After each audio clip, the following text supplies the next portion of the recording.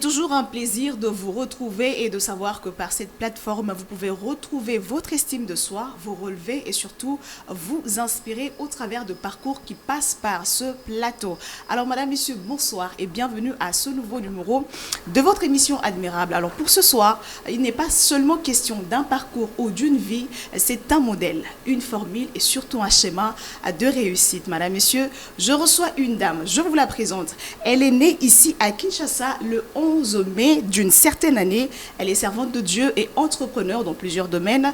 Je vous présente ce soir la servante de Dieu Emerence Mayala Kamba. Bonsoir. Bonsoir. Maman, je suis très heureuse de vous recevoir aujourd'hui. Bienvenue. Merci beaucoup, le plaisir est partagé. Alors, comment vous allez? Grâce sur grâce. Grâce sur grâce. Toujours aussi pimpante. Comme vous. Merci. Alors, aujourd'hui, comme j'étais en train de le dire, c'est une question d'inspirer le gens au travers de votre parcours, Oui. qui est aussi impressionnant que fascinant. Alors, nous voulons vraiment rentrer dans l'histoire. Déjà, Naï Bandeli. Maman est née à Outiwapi. Elle est née dans quelle famille, quel genre d'enfance elle a eu? Essayez un peu de nous raconter comment vous êtes venue au monde, le genre d'enfance que vous avez vécu et surtout quel a été le rêve lorsque vous étiez enfant. À vous. Merci beaucoup. Bonsoir à tout le monde. Bonsoir à Tex qui va nous suivre aussi. Le parcours, c'est un peu long, mais je vais être bref si vous voulez, ou soit je vais m'étaler. C'est On comme va vous y aller. voulez. D'accord. Je suis née dans une famille de 8 personnes, 7 filles et un garçon. Ok. Je suis la 7e de la famille, donc la plus jeune de filles. J'ai juste une petite sœur. Mon père s'appelait Mayala Ferdinand Koueti. Il fut directeur financier dans cette société Erzaï. Avant, c'était Erzaï, après, c'est transformé en lac et tout. Et ma mère s'appelait Adeline Lumeno Manonga. Voilà, je suis née dans cette famille-là, à Bandalungwa, à Balari, numéro 14. Ce qui est bien, ma mère aussi, elle habitait Bandal. Ce que ma mère m'avait dit, son père avait dit à mon père, il dit, si tu aimes vraiment ma fille, je n'aimerais pas qu'elle parte très loin de moi. Dans l'histoire même, c'est mon grand-père qui avait trouvé cette maison de Balari 14 pour ma mère Elle était et la mon père. préférée de son père, on peut dire. Voilà, c'était sa fille aînée. Ok. D'une mariage, comme on dit chez nous, les Bandundu, vous voyez, les Kintuidi. Ah oui. Donc, je suis venue de là. Aujourd'hui, je veux vraiment m'étaler pour dire à une fille, c'est possible avec Dieu de surpasser tout et que Dieu te place dans un coin. En fait, ma mère, elle est née, son père et sa mère sont deux cousins. Ok. Comme mon grand-père, on lui a donné cette femme-là, comme c'était un homme intelligent parce qu'il fit un médecin, il a dit à sa cousine, la loi c'était quand on te donne une femme, elle est vierge, vous devez rentrer dans une chambre, faites ce qu'il faut faire, ramener le tissu pour voir si la fille était réellement vierge. Et c'était le même jour que ma grand-mère, elle était tombée enceinte. Alors mon grand-père ne voulait pas de ce mariage-là. Elle avait dit à sa cousine Eko, écoute, comme tu es enceinte, dès que tu vas accoucher, toi tu vas aller faire ta vie et moi aussi je vais aller faire ma vie. Donc c'est là que ma mère, elle est sortie. Quand sa mère l'a accouchée, au mois de 4 mois, le mariage n'était plus. Donc ça commençait déjà chez mon grand-père. Le mariage n'était plus. Donc mon grand-père a élevé ma mère tout seul. Est-ce qu'au niveau de la famille, c'était vraiment facile de briser ce lien-là? Par la grâce de Dieu à la prière, ça peut se faire. Ok. Mais on vient de loin. On vient de loin. Tous les bandundu bayebieloni nazoloba, c'est Kintuidi. C'est vrai que batebele bayebiango na balu batomon na ratibaou batabandundu Kintuidi. Moi, je suis sortie de cette famille-là.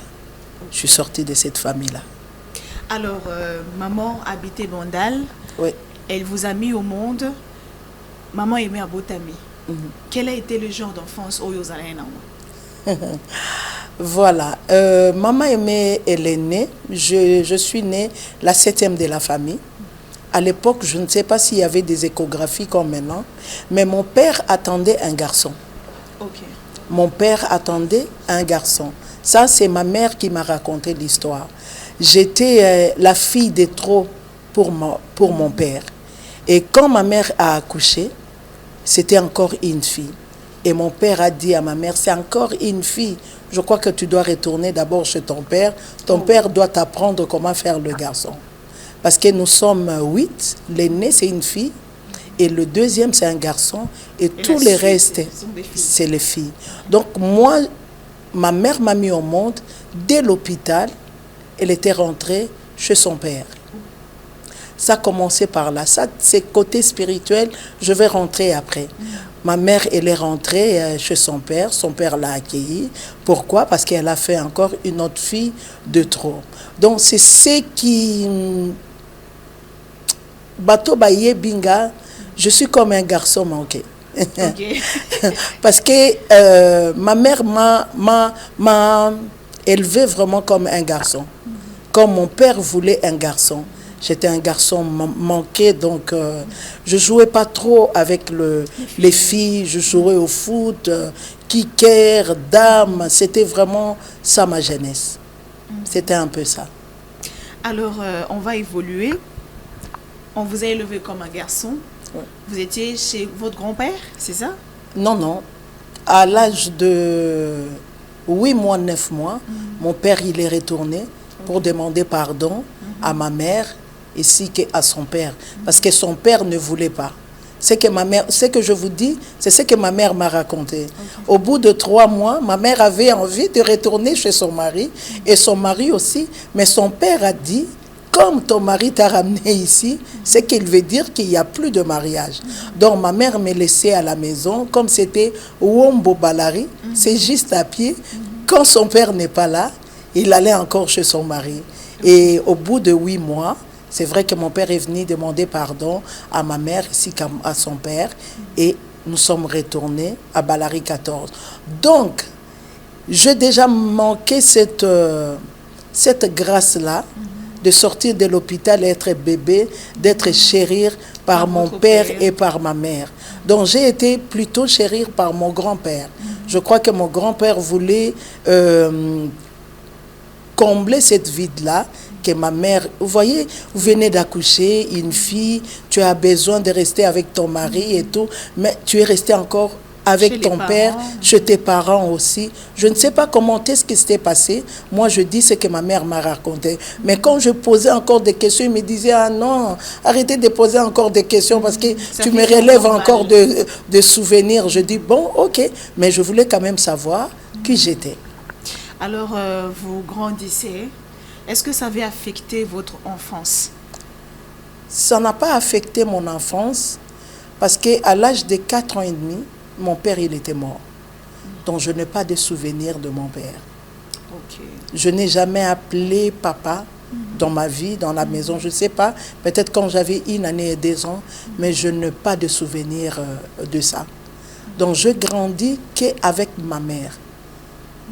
Ça ne vous dérangeait pas de voir vos amis avec leur père et vous n'avez pas de père, ça n'a pas dérangé? Ça ne me dérangeait pas avant, mais après, en grandissant, je voyais qu'il y avait... Voilà, oui. J'avais remarqué que chez nous, il n'y avait pas un père. Et je demandais à ma mère, à la place de me dire que mon père, il était mort, il m'a dit que mon père, il est en voyage. Parce que mon père, il était mort en Belgique, là où je vis maintenant. Je crois que Dieu m'a bien payé. Voilà. Donc, je demandais à ma mère m'a dit que mon père, il est en voyage. Et quelques temps après, ma mère n'avait plus l'argent pour nous envoyer à l'école. Il avait son frère qui habitait à Matadi, paix à son âme, il vient de mourir. Mon oncle est venu me chercher, moi, ainsi que ma petite sœur, pour aller étudier à Matadi. J'étais partie pour les études, mais quand je suis arrivée là-bas, ce n'était plus les études. C'était une autre chose. Oh. Comment ça? Je suis allée à l'école 3 mois. 3 mois après, mon oncle, il était parti en mission de service. Et moi, j'étais restée à la maison comme une bonne. Aujourd'hui, je peux dire, parce que mon oncle, il est déjà mort, sa femme aussi. Je t'ai transformée à une bonne. Et pourtant, j'étais partie pour les études. Là, vous aviez quel âge? Là, j'avais 10 ans, 11 ans. 10 ans. Vous étiez encore enfant? Oui, j'étais encore enfant et à ce temps-là, de l'eau était difficile à Matadi. Il y avait 3 communes, Nzanza, Mvouzi et Enville. Nous, on habitait Mvouzi, juste après le stade de Matadi. Et quand vous remontez, il y avait un marin qui était connu et elle avait une boîte comme boîte de nuit ou un bar qu'on appelait Air Kivunda. Et nous, on habitait juste derrière. Les gens qui habitent Matadi, ils peuvent se rappeler à ça. L'eau était très difficile. On se réveillait à 3 heures du matin, à 4 heures du matin pour aller puiser l'eau. Et c'était moi qui devais aller puiser l'eau. Je venais de Kinshasa, je ne connaissais pas trop bien Matadi, mais j'avais appris à faire ce que la femme de mon oncle me demandait. Quand mon oncle il était de retour, la maison était bien, on partait à l'école, mais comme à l'école, quand mon oncle n'était pas là, quand je partais à l'école, c'était à Kamani. Quand vous dépassez Kamani, il y avait une école qui était là. Et c'était trop dur pour moi. Et un jour, j'avais pris la décision de fuir avec ma soeur. Comme mon oncle travaillait à Onatra, un jour, je me suis réveillée très tôt le matin. Je prie ma soeur, je dis aujourd'hui, nous allons rentrer chez nous. Et c'était le jour que le train venait de Matadi pour Kinshasa. Donc je prie ma soeur, on a pris un taxi, on est arrivé jusqu'à la gare, nous sommes rentrés dans le train, on n'avait pas les billets, on n'avait rien du tout, on s'est caché derrière de marchandises. Quand le train a démarré, c'est là que nous sommes sortis pour s'asseoir. Et gloire soit rendue à Dieu, on a raconté un grand frère du quartier de rue de Baoyo. Il y a Fira, je n'oublierai jamais ces moments-là. Je lui ai raconté, il m'a dit, Aimé, qu'est-ce que tu fais ici? Je dis, je suis avec ma petite sœur, nous avons fui. Il dit, pourquoi vous avez fui? J'ai dit, la souffrance, je dois retourner chez ma mère. Je ne connaissais pas l'adresse, mais je savais que ma mère habitait à Kinshasa, à Bandalungwa. Je dis à ma sœur, nous allons partir. Et ce grand frère-là, je crois qu'il est mort, Fira, il avait un orchestre pour lui. C'est lui qui avait payé un billet pour nous et nous sommes retournés à Kinshasa avec ma petite sœur. Et vous avez retrouvé maman et les autres sœurs? Nous avons retrouvé maman au canal de ce grand frère-là. Il avait vraiment pris soin de nous dans le train, il a payé le billet. Nous sommes arrivés à Kinshasa, à la gare. Je ne connaissais pas le chemin, mais comme les grands frères habitaient à l'avenue Baoyo, il nous a pris, moi et ainsi que ma petite sœur, nous sommes arrivés à la maison. Tout le monde était étonné comment nous sommes arrivés là. Comment nous sommes arrivés là. Alors pendant ces temps, vous étiez en train de souffrir à Matadi. Maman n'était pas au courant de tout ce qui se passait là-bas? Maman n'était pas au courant. Maman, il savait que mon petit frère, il voulait m'aider. Il a vu que je n'ai pas de moyens pour payer les études pour mes enfants. Il a dit, ma grande sœur, comme on dit à Lingala, Yaya, donne-moi ces 2 petits, le 2 derniers, je vais aller avec eux à Matadi pour payer les études pour eux. Mais quand lui, il partait dans les missions de service, l'école n'était pas là. Alors vous revenez à Kinshasa, vous retrouvez maman, vous reprenez aussi le chemin de l'école? Oui, je repris le chemin de l'école à l'Institut adventiste de Bandalungwa qu'on appelle Semikate, qui est sur Ndibaboma. J'ai repris les études là-bas, 4e, 5e, arrivé à 6e. Ma mère n'avait plus de moyens. 6e primaire? 6e secondaire. Secondaire, ok. Ma mère n'avait plus de moyens.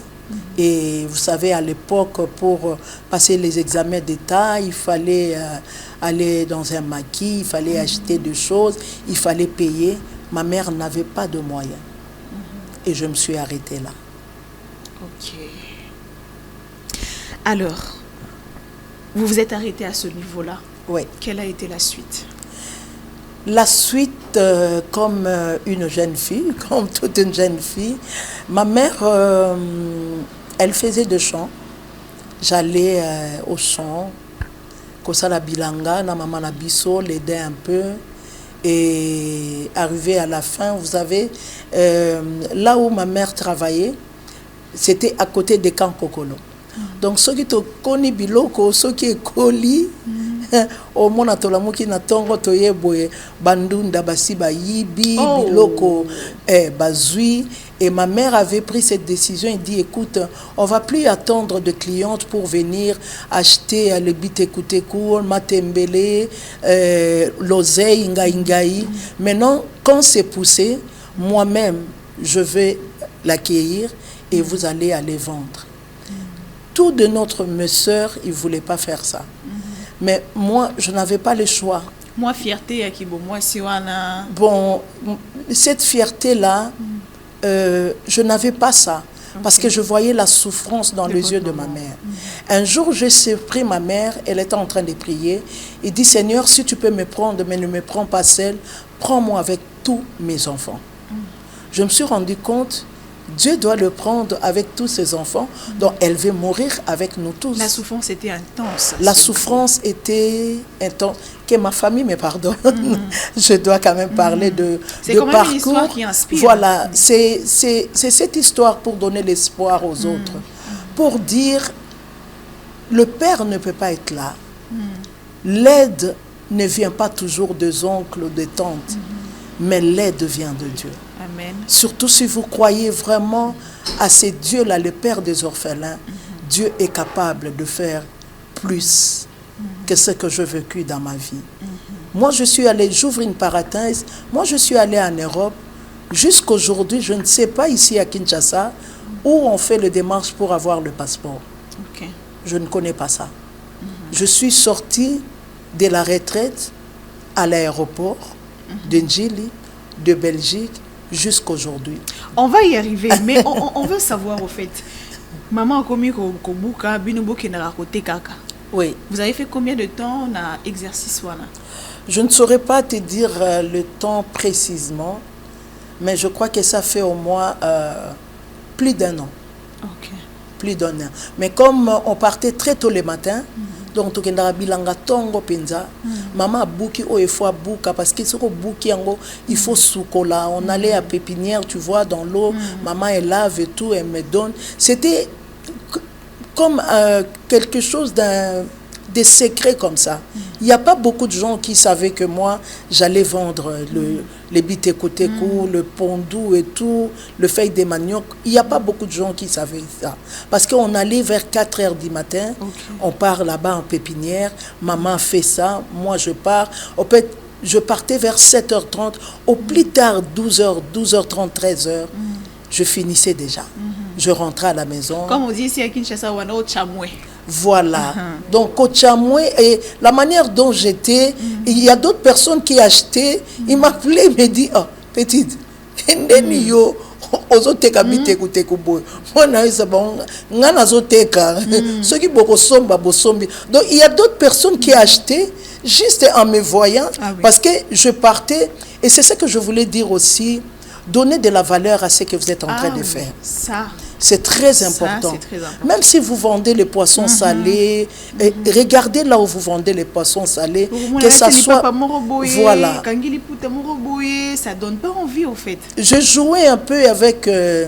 Tikana Lobango, nakola na moi taille bien, moi nzoto ya bien, nalati mon nalati cycliste, nalati t-shirt nangai, nalati ballerine mo botondo benga niao à l'époque. Mon natie ango na sukoli penza. Na sukoli maman na biso alakisa biso le déodorant le plus efficace de tous les déodorants, c'est le citron. Donc na sinatie citron nanga. Donc tant nazo tambwisa, il y a d'autres personnes qui m'appelaient, ils disent mais petite, tous on dit matin, nzoto ndezoteka ndunde na bien yango ndezoteka. Donc d'autres personnes acheter juste, en fait, il n'a pas besoin d'acheter. Il a acheté juste mon apparence, j'étais là, voilà. Il dit, mais comment tu es comme ça et tu vends? Je dis, je vends pour ma mère. Je me rappelle, c'était à Gombe, je ne connais pas les avenirs. Il y a une personne qui est sortie, il m'a vu, il m'a dit, ah bon, tu vends? J'ai dit, oui. Tu vends pour toi ou pour ta mère? Je dis, je vends pour ma mère. Il me dit, tout ce que tu es en train de vendre là, ça vaut combien? Ok. J'ai dit, en tout cas, je ne sais pas, je dois compter. Pour la première fois dans ma vie, qu'on me donne $100. La personne a dit, moi j'achète tout, je te donne $100. Je ramenais les $100 à la maison. Ma mère m'a frappé. Ma mère m'a dit, où tu as eu ces $100? Je dis, maman, je suis allée à Gombe, il y a une personne qui m'a dit, tout ce que je vends là, ça coûte combien? Comme je ne connaissais pas le prix, elle me dit, en tout cas, tu m'as touché. Je vais te donner $100. Je prends tout. Il a tout pris et il m'a donné $100. Je me rappelle bien, c'était la dernière fois que je suis allée vendre aussi. Ma mère m'a dit, si ça commence comme ça, donc les gens n'ont pas besoin de ce que toi tu es en train de vendre. Les gens ont besoin de toi. Donc tu ne partiras plus. Donc c'est la première fois de ma vie de voir $100. Et je l'ai ramené à ma mère. Je ne sais pas qu'est-ce qu'elle avait fait avec, mais c'est que je me rappelle, elle avait acheté de nouvelles babouches pour moi, de nouvelles niaoula qu'on a appelées. Puisque y a un colocop. Voilà, ngande colocop, ngande na pesa cop moi Valère.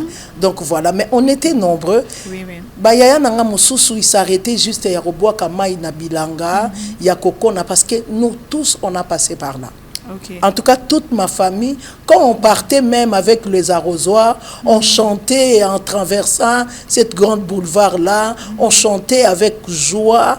Je voulais dire à quelqu'un, tu peux créer quelque chose en toi-même. La souffrance que tu es en train de vivre maintenant, tu veux le transformer à cette opportunité pour voir qu'est-ce qu'il y a de mieux dans cette souffrance-là. Voilà. Donc moi, je vécu comme ça, à chanter. La souffrance était là, mais la joie quand on était nous tous. Parce qu'on mangeait nous tous ensemble. Avant de sortir, so lingo kebi tambola tambola no. Zela ya ya po soko liete. Oya okuta tourne ezate. Nyon se sila ki nango. Donc on mangeait nous tous ensemble, ainsi que ma mère. Il y avait ces grands plateaux-là. Ma mère mettait comme ça. Je demandais un jour, à ma mère, pourquoi tu faisais ça? Il dit, je voulais que vous restiez très soudés. Dans cette, voilà, de vous rapprocher. Et chacun de vous, dans son cœur, quand il prend quelque chose, qui se souvienne aux autres. Il dit, non, non, nous on mange ensemble. Et chez nous, quand tu achètes une bouteille de coca, au salino l'autre. Parce que nous tous, nous allons boire. Ato soyo. Tu sais, quand tu ne veux pas donner aux gens, tu dis, na soyo, dis, oh, tu peux mettre. Je vais boire comme ça. Donc, chez nous, nous avons vécu comme ça, dans la souffrance, mais dans la joie. Mais alors, pendant ce temps, vous aviez un rêve. Parce qu'on voit, que ça de moments très difficiles, il se dit, bon, pour n'en suivre à vinde en est-ce que vous avez un rêve qu'un jour, au Komamutu, au Salé on a vu? Et c'était quoi ce rêve-là? J'avais ce rêve-là d'être journaliste. Ok. Je rêvais de ça quand je regardais la télé. Je disais toujours, moi, un jour, je dois tenir ces micros. Moi, je vais être journaliste. Ma mère voulait que je sois couturière.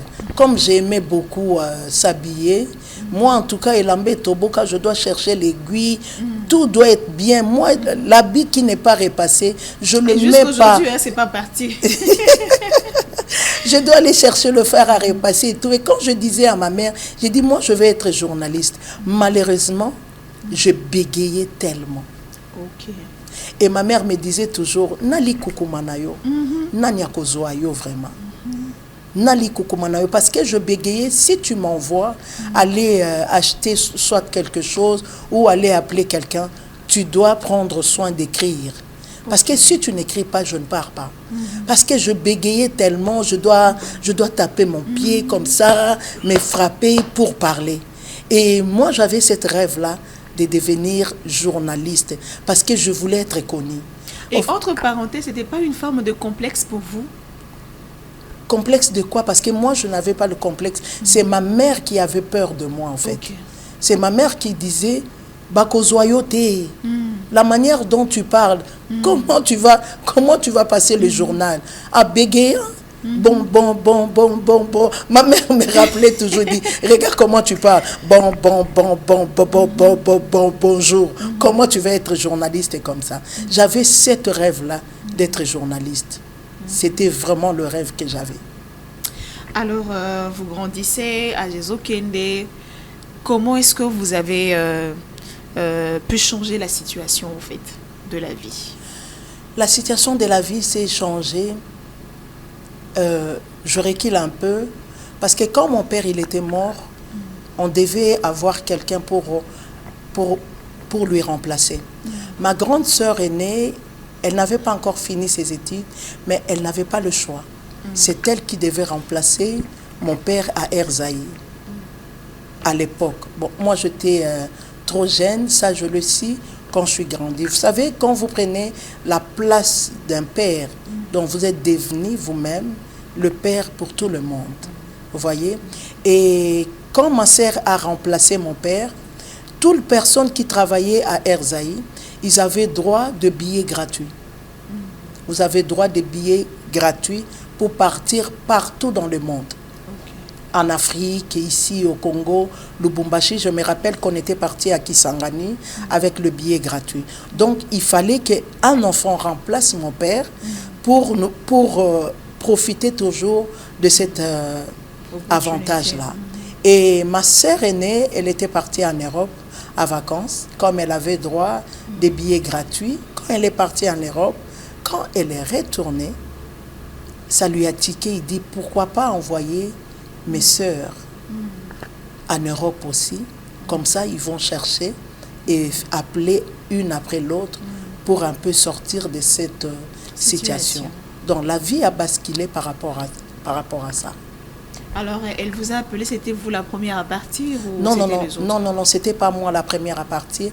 La première à partir, c'était ils étaient partis deux en même temps. C'est le deuxième de la famille et la troisième et ma grande sœur. Ils sont partis tous les deux en même temps. Ils sont partis. Nous sommes restés. C'est vrai que la vie n'était pas toujours rose. C'était difficile, mais pas comme avant. Et je me rappelle, la première fois qu'on a acheté le matelas chez nous, je me rappelle encore, j'ai dit, je ne dors pas d'abord dans ce matelas-là. Je vais dormir à côté. Je vais d'abord admirer le matelas. Je vous dis, le matelas, c'est pas le matelas épaisseur 10 cm ou 15 cm comme on dort maintenant. Non, j'étais en train d'admirer le matelas parce que je ne connaissais pas ça. On dormait à une natte et quand les nattes n'étaient plus bonnes, si tu n'as pas l'argent, tu mets les cartons et on dormait comme ça. Et je crois que j'ai la force de ma mère. Je n'avais pas une autre modèle. Modèle, c'était ma mère. Je n'ai jamais vu ma mère pleurer. Qu'un jour, je l'ai surpris en train de prier, pas de pleurer. Je n'ai jamais vu ma mère baisser les bras. Jamais. Jusqu'à sa mort même. Elle n'a jamais baissé les bras. Et je crois que c'est ces modèles-là que je voulais être moi aussi. Être une mère. Et passer dans des moments difficiles. Je passais des moments très difficiles dans ma vie. Très, très, très difficiles. Un parcours très difficile, mais je n'ai jamais baissé les bras. Jamais. Alors la vie change, vous basculez vers l'Europe. Comment est-ce que vous êtes parvenu à l'Europe? Moi, je suis parvenue à l'Europe, c'est ma grande sœur qui est venue me chercher. J'étais même en permanence, j'étais en prière. On est venu me chercher. Je me rappelle que je ne voulais plus aller, je ne voulais pas aller. Je ne voulais pas aller à l'Europe. J'ai dit, écoute, je n'ai pas de passeport, je n'ai rien du tout. Vous comprenez ce que je suis en train de dire, hein? Ils ont pris le papier de mon autre grande sœur, ils ont acheté le billet et tout, ils ont venu me chercher. J'étais à la permanence que nous devons partir en Djili. J'ai dit, écoute, avant de partir en Djili, je dois d'abord ouvrir le jeûne et prière et tout. Non, on va partir. Et tout, quand nous sommes arrivés à l'aéroport, elle m'a dit que vous allez partir. J'ai dit, mais non, je n'ai pas encore le visa. Donc vous sortez de l'église à l'aéroport? De la permanence. Ok. Pas seulement l'église, de la permanence en Banzamwembe, de la permanence à l'aéroport de Djili. Et je suis partie en Belgique. C'était le 10 septembre qu'on a pris l'avion et on a atterri en Belgique le 11 septembre 1998. Alors, vous êtes arrivé à l'Europe. La vie, vous sourit directement? Je n'ai pas eu trop de difficultés parce que j'avais de la famille là-bas. Okay. Mais là, quand je dis que je n'ai pas eu trop de difficultés, En Europe, il y a des principes, ce n'est pas comme ici. Pour avoir l'accès au travail, pour avoir l'accès aux études, vous devez d'abord avoir votre carte de séjour. Je suis arrivée à l'aéroport, on m'a arrêtée parce que j'étais partie avec la carte d'identité de ma grande sœur. Et quand on m'a arrêtée, ma sœur me dit, demande l'asile. J'ai dit, c'est quoi l'asile encore? Nayoka kutuli solo nangote. Naibite asile et la kisini. Vous comprenez à niveau. Naibi kutute asile et la kisini. Yaya nanga ebisinga demande l'asile. J'ai dit, l'asile c'est quoi? On m'a amené. Le policier m'a dit, vous allez être refoulé. J'ai dit, ok, il n'y a pas de souci. Il a pris le passeport. Il m'a demandé, ça c'est qui? Je lui ai dit la vérité. J'ai dit, c'est pas moi. Il dit, ah bon, c'est pas vous? Je dis, non, c'est pas moi. Il dit, vous êtes congolaise? Et j'ai dit, oui, je suis congolaise. Il dit, mais non, vous n'êtes pas congolaise. Attends, je veux vous montrer le congolaise. On a appelé une fille. Sokotali photo, tali passeport, on lui a demandé, ça c'est toi? Oui, c'est moi, c'est mes papiers, c'est moi. Mais quand il a tourné vers moi, il m'a demandé, ça c'est toi? Je dis, ça c'est pas moi. Le policier, je vous dis, à l'aéroport, il me dit, comme tu m'as dit la vérité, je vais t'aider. Le miracle a commencé par là. Il m'a dit, je vais t'aider. Je vais te dire qu'est-ce que tu vas dire devant les juges. Donc, tout ce que j'avais dit devant les juges, si un jour on m'avait appelé pour reprendre tout ce que j'avais dit, j'allais plus savoir qu'est-ce que j'avais dit. C'est le policier qui m'a aidé. Il m'a dit, vous allez dire ça, ça, ça. C'est ce que j'avais dit. Je suis arrivé le 11 septembre. Je suis allé au centre 127 bis. Les gens qui habitent en Belgique le connaissent ça. C'est juste à l'aéroport. Je suis resté 10 jours. 10 jours après, je suis sorti de là avec ma carte de séjour. Donc je vous dis, moi je n'ai pas eu trop de complications parce que dès l'aéroport, j'avais déjà ma carte de séjour. Alors quand est-ce que l'appel de Dieu sonne à votre porte? L'appel de Dieu a sonné pendant que j'étais ici en Kinshasa. Est-ce que je dois le dire? Je l'ai dit quand même. Allez-y. J'ai été engrossée. J'étais engrossée. Je ne savais pas que j'étais enceinte. Je croyais que j'étais malade. Je suis allée à l'hôpital de Boula de Kimbanza. Maman m'a passé les gens de Bandal le connaissent. Elle était vraiment crash. Il me dit, toi je te vois déjà. Ezazemi, oza maladité, oza nazemi. Je dis, mais non, je suis malade. Il dit, ah, rentre à la maison, tu es enceinte. Je dis, mais non, je suis malade. Il dit, écoute, comme tu ne me crois pas, viens, on va faire le prise de sang. On a fait le prise de sang, j'étais enceinte. Et quand on m'a dit que je suis enceinte, j'attendais, j'écoutais la voix de ma mère qui me répétait à chaque fois. Parce que je portais que moi je portais que des habits très courts. Si je porte une jupe, c'est vraiment court. C'était mon style à moi. Je l'avais eu chez personne. Si je mets une culotte, ça doit être vraiment court. Vous vous sentiez à l'aise dans ça? Voilà, moi je me sentais à l'aise. En fait, je me voyais... je choquais personne, en fait. Et à l'époque, moi... C'était vulgaire. Moi, je ne voyais pas cette vulgarité, en fait. Et cette pensée me montait, cette voix de ma mère qui me disait toujours, le jour qu'on va t'engrosser, je veux te tuer, moi, je vais me retrouver en prison. Je rentrais à la maison. Je suis rentrée à la maison. J'ai dit, bon, je vais quand même aller dire au propriétaire de la chose.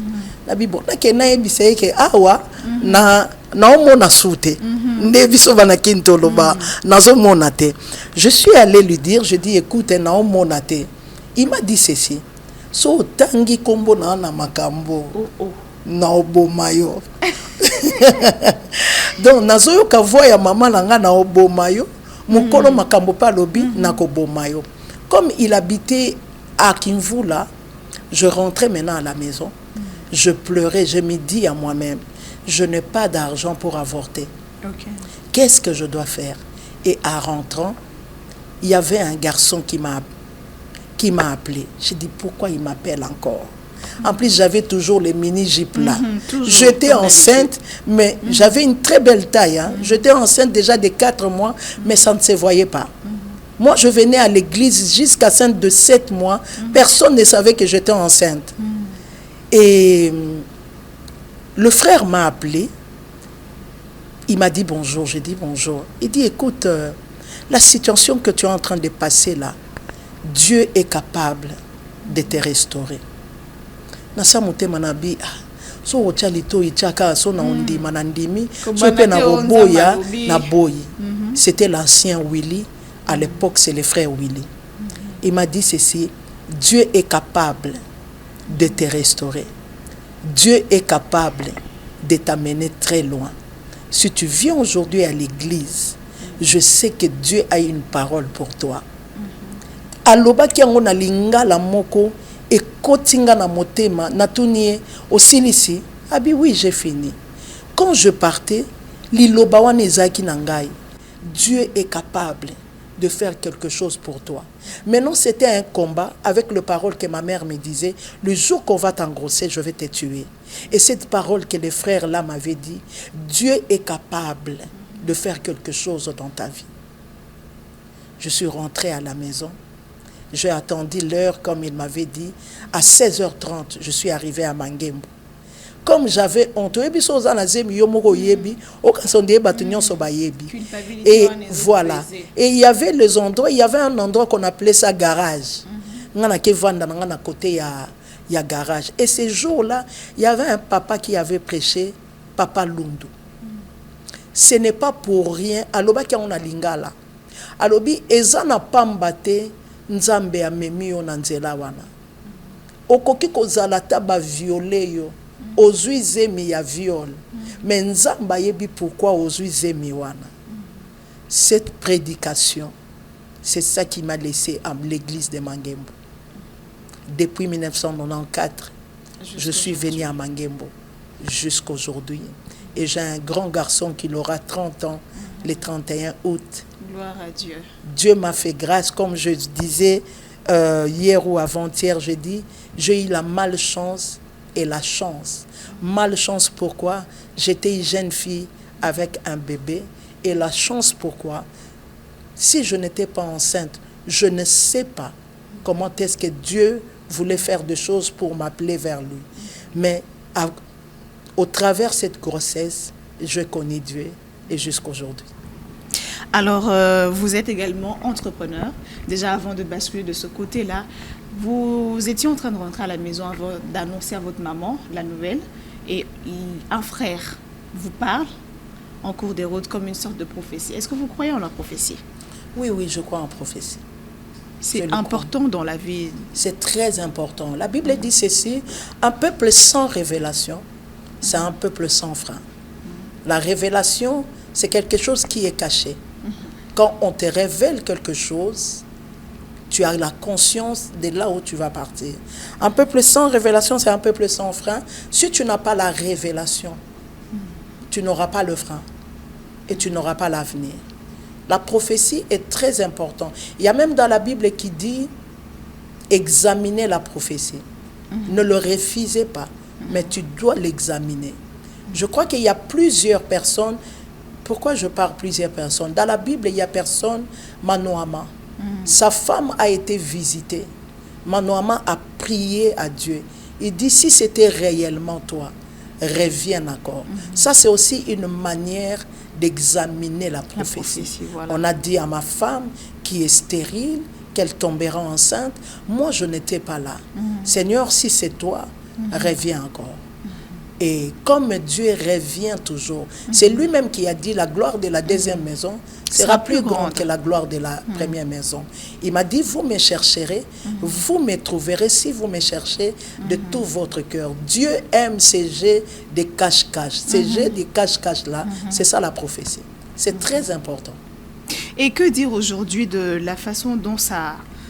Comment je vais dire ça, je peux dire prolifération, dans le sens où vous verrez, il y a dislocation dans des familles parce que tel pasteur avait dit que non, maman Zandoki, maman Zaboy. C'est vrai que ça peut être une vérité. C'est vrai, maman Zandoki. Mais il faut l'annoncer vraiment directement aux enfants que maman a vu dans Zandoki. Comment procéder au fait avec ce genre de prophétie? Maman, je peux te dire quelque chose. Tu vois l'œuvre de Dieu, il y a le seul travail qui ne demande pas d'aller à l'école. Je vais m'expliquer. On ne demande pas un CV. Mais si tu connais Dieu, Jésus a dit, je profite comme nous sommes en cette semaine de Pentecôte, Jésus a dit, je ne vous laisserai pas les orphelins. Je vous enverrai ce que le Père a promis, le Saint-Esprit. Il a bien spécifié, il a dit, quand il viendra, il vous conduira dans la vérité. Maman, il n'y a pas les prophéties ne viennent pas pour diviser la famille. La prophétie vient pour éclairer. Quand les gens voyaient Ésaïe, ils savaient que Dieu a parlé. Et quand Dieu parle, Dieu ne parle pas. Il y a le seule personne qui n'aime pas le perte, c'est Dieu. Dieu ne parle pas pour perdre les gens. Dieu parle pour nous ramener dans la vie. Dieu parle pour nous ramener dans la vérité. La prophétie, Dieu nous donne la prophétie dans l'esprit. L'esprit le dépose dans notre âme. L'âme le transmet dans notre intellect. La prophétie, toi-même qui prends la prophétie, tu dois savoir ce que je suis en train de parler. Est-ce que c'est pour construire ou c'est pour détruire? Aujourd'hui, Dieu peut me dire, écoute, le frère là, il est sorcier. Est-ce que si je dis à sa mère que ton fils, il est sorcier, c'est pour construire ou c'est pour détruire? Et on n'est pas prophète parce que nous prophétisons. Tu es prophète parce que tu parles ce que Dieu t'a dit de parler. Aujourd'hui, les gens parlent pour attirer les gens. Non, c'est l'onction qui attire. Ce n'est pas la prophétie qui attire. Il y a d'autres personnes, ils ont fait les autres comme des esclaves. Parce qu'ils ne peuvent pas sortir. Moi, je ne peux pas sortir. Il faut papa loba, nzamba lobinini. C'est aussi nous les chrétiens qui ont fait les gens des fanfarons. Pourquoi? Parce que tu veux que Dieu parle. Tu as l'esprit de Dieu. Et Dieu parle à tout le monde. À tout le monde, sans exception. Il a dit, vous me chercherez, je me laisserai trouver. Soko luki nzambi, ako monana. Et soka monani, alobaka toujours. Dieu parle tantôt d'une manière, tantôt d'une autre. On note cette sagesse. Alors, vous êtes également entrepreneur. Comment vous avez basculé dans ce monde? Je crois, je l'ai dit clairement, je me suis lancée dans ce que je suis en train de faire. C'est la peur de retomber comme j'étais avant. Okay. Je disais à moi-même, je dis, plus jamais, ni moi, ni mes enfants vont vivre ce que moi j'avais vécu. Et qu'est-ce que je dois faire pour garder cette cape? Je lis dans la Bible, Dieu dit, je multiplie l'œuvre de tes mains. Je dis, comme Dieu multiplie l'œuvre de mes mains, je dois faire quelque chose avec mes mains, afin que Dieu multiplie, pour que mes enfants ne souffrent pas comme moi j'avais souffert. Moi, en tout cas, cette révélation, je l'ai pris dans la Bible. Comme Dieu multiplie l'œuvre de mes mains, je ne vais pas seulement travailler avec ma tête, je vais travailler aussi avec mes mains, afin que Dieu multiplie ce que mes mains vont faire et que mes enfants héritent aussi. Et j'apprends toujours aussi à mes enfants, vous partez à l'école, je veux bien, mais Dieu multiplie l'œuvre de main. Et il n'y a personne qui est devenu millionnaire avec un salaire. Non, c'est la multiplication de l'œuvre de main. Voilà pourquoi je me suis basculée à ça. Et quelles sont les difficultés que vous rencontrez dans ce domaine-là? Je signale que vous êtes dans le cosmétique, c'est ça? Oui, c'est bien ça. La difficulté, c'est beaucoup plus nous qui habitons en dehors du pays. Quand nous arrivons ici, vraiment, il faut avoir une mentale pour installer une maison ici, une entreprise ici, et avoir les gens de confiance aussi. Tout ça, je dis toujours, pour nous les chrétiens, moi je parle d'abord pour nous les chrétiens. Pour les autres, je ne sais pas comment est-ce qu'il fait. Pour nous les chrétiens, de prier que Dieu nous donne les gens de confiance. Des personnes que tu veux travailler avec eux, avec un cœur ouvert. Et que ces personnes-là aient confiance à toi et toi aussi tu aies confiance à eux. Je suis sûre qu'avec Dieu, c'est possible et c'est ce que je suis en train de faire. Voilà, alors 3 choses qui vous définissent le mieux. 3 choses. Par rapport à moi-même ou par rapport, Par rapport à votre personnalité? ma personnalité, la persévérance. Je suis quelqu'un qui ne lâche pas. La confiance et la vision. Et la vision. Alors, ça, c'est selon vous. Mais il y a des gens qui vous entourent, qui ont une pensée de vous et qui ont jugé bon de nous le faire parvenir. Il y a quand même des gens qui se disent avoir 2-3 petits contentieux avec vous. Je ne sais pas si vous êtes au courant que quelque part, tout le monde est par rapport à l'homme salaki. Non, je ne suis pas au courant. Vous n'êtes pas au courant. Essayez de repenser encore. Non. Non.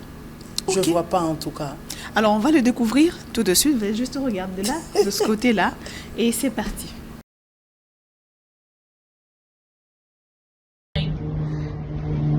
Shalom, peuple de Dieu. Je voulais juste donner un petit témoignage par rapport à ce que Dieu a fait dans ma vie à travers la servante de Dieu que j'ai connue depuis 2017 à travers les réseaux sociaux. Après mes 2 enfants, j'ai fait 5 fausses couches. Le médecin m'a dit que je ne peux plus avoir 2 enfants. On a prié. Je ne les connaissais pas. Elle aussi ne me connaissait pas. Mais j'avais crié en elle. J'avais crié en son Dieu qui a fait de moi tout ce que je suis. Je l'ai connu au mois de mars 2017. Au mois de juillet, je suis tombée enceinte que je ne savais même pas. Après les maux de tête, je suis partie voir mon médecin. Je lui ai dit que je ne me sens pas bien. Il m'a dit, peut-être la tension, on va faire des analyses, il faut changer le traitement. Et il a fait des analyses, il m'a dit, va te reposer, je vais t'appeler pour te donner les résultats. Le soir, il m'annonce que je suis enceinte au mois de septembre. Et je dis, comment je peux être enceinte? Je vois mes règles. Il a dit, si madame, tu es enceinte. Et je l'ai appelé, je lui ai donné ses nouvelles. On s'est pas arrêté là. On a prié. Et l'enfant aujourd'hui, mon fils, il a 7 ans.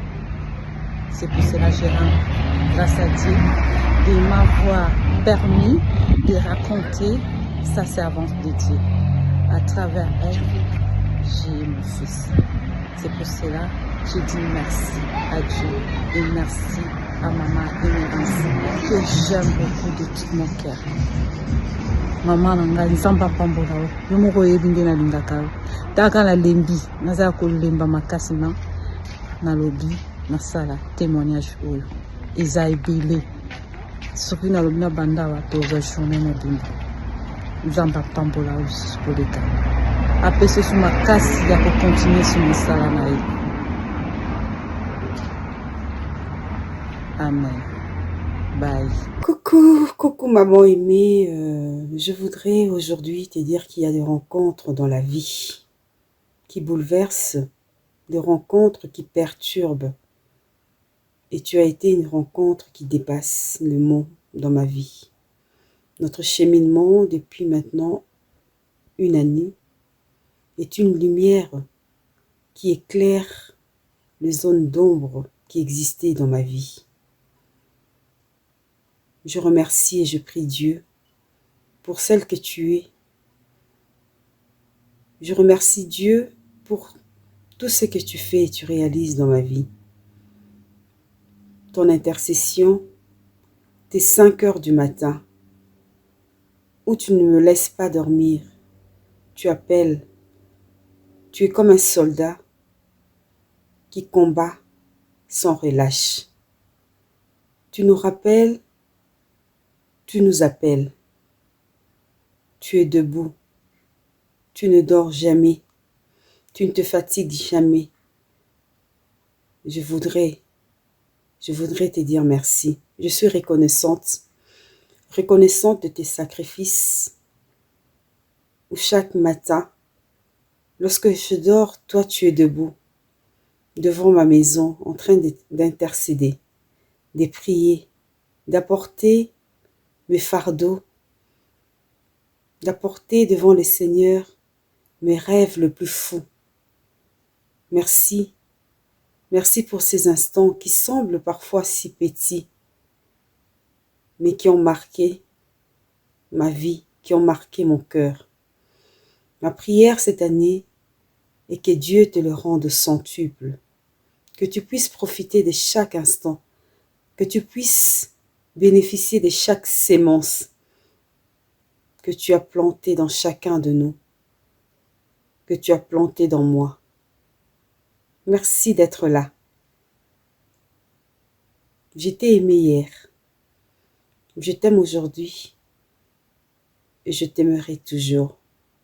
Bisous, que Dieu te bénisse, maman. Coucou ma belle, je te souhaite un joyeux anniversaire et surtout je tenais à te dire merci parce que je ne te le dis pas suffisamment. Merci pour la femme extraordinaire que tu es, merci pour ta gentillesse, pour ta bienveillance, pour ton écoute et ta disponibilité. Il y a tellement de choses à dire que je n'aurai pas suffisamment de temps pour tout relater, mais en tout cas, je tiens à te dire merci et à te souhaiter le bonheur dans tout ce que tu vas entreprendre. Mouah. Shalom, shalom, shalom, maman aimée, la servante de Dieu, moi je l'appelle maman chérie, la bouche autorisée de Dieu. Je remercie d'abord premièrement pour cette journée que Dieu nous a accordée. Merci pour tout ce que Dieu est en train de faire à travers vous. Je lui dis encore merci, merci pour tout, pour ces changements, Seigneur. Je dis merci. J'étais à terre, j'étais abattue. Je n'avais pas de force, mais la parole qui est sortie en vous, aujourd'hui, cette parole m'a relevé, m'a mis debout. Voilà pourquoi je dis merci. Je dis merci à Seigneur, je dis merci, un grand merci pour votre persévérance en temps de défis, à renforcer notre foi. Merci de diriger avec amour pour les heures de prière, les appels dans la nuit de la foi inébranlable que vous avez montré à travers nous, des enfants spirituels. Nous t'aimons beaucoup, maman. Continue l'œuvre de Dieu. C'est là où est ta réussite. Quand tu vas de l'avant, que le Seigneur te soutienne, que le Seigneur soit toujours devant toi, que le Seigneur te comble de joie, que le Seigneur multiplie. Et qu'il te donne ce que ton cœur désire. T'aimons beaucoup. Des gros bisous. Des gros bisous. Nous ne cesserons jamais de fléchir encore nos genoux pour prier pour vous. Continue, maman. Dieu est avec vous. Bisous. Bonsoir. Je suis venu pour parler de Maman Aimée Emerence, qui est notre maman, qui est ma maman, autrement la grand-mère de mon fils. Donc j'ai plein de souvenirs de cette femme forte qui a beaucoup été avec nous il y a très longtemps. Une femme de prière, une femme à un grand cœur. Donc juste voilà, je voulais dire une chose. En tout cas, maman, merci beaucoup, reste tel que tu es. Que le Seigneur te garde et qu'il te donne une longévité. Merci. Alors, de retour sur ce plateau, Maman Emerence Mayala, vous avez entendu tous ces témoignages, un mot par rapport à cela. Je dis seulement merci à Dieu. Merci pour ce parcours. J'ai dit merci. Je n'ai pas beaucoup de mots. On comprend l'émotion que vous avez. Alors, nous sommes pratiquement arrivés à la fin de cette émission. C'est la toute dernière rubrique intitulée « En vérité ». En vérité, pourquoi? Parce que nous voulons entendre une vérité de votre bouche sur quelque chose qui vous concerne ou qui se dit sur vous, mais sur laquelle vous ne vous n'êtes jamais prononcé. Alors, vous allez nous répondre en toute vérité, mais avec votre main sur le cœur. pour nous certifier que vous allez nous dire la vérité. On peut y aller? On peut y aller. Une seule question. En vérité, maman Emerance Mayala, étant patronne de son entreprise, est tellement sévère que de fois, c'est difficile de l'aborder sur un sujet qui concerne l'entreprise. Je dois dire quoi, vérité? En vérité, c'est vrai ou faux? En vérité, 50-50. Ok, allez-y, explication. En vérité, 50-50. Comme je disais, je ne sais pas être une patronne. Je mange avec eux, je danse avec eux, mais si il faut prendre des décisions, je le prends une fois. Comme je dis, dans mon travail, on ne vole pas. Tu voles une fois, tu pars. Si tu demandes pardon, je te pardonne, mais tu vas partir quand même. C'est ça peut-être. Alors, ça sera la fin de ce numéro. C'était un plaisir de vous avoir. C'était surtout une belle émission avec ce parcours inspirant et fascinant. Nous vous disons merci d'avoir répondu à nos questions et on vous souhaite le meilleur pour la suite. Merci beaucoup, merci. C'était un plaisir. Comment vous parlez? Je vais apprendre à parler comme vous parce que les gens me disent que je parle pas comme de femme, mais je vis une femme qui parle comme une femme. Vraiment. Merci pour le compliment. Alors, merci à vous, chers téléspectateurs, et merci surtout à mon équipe admirable. On se retrouve au prochain numéro. Bye bye.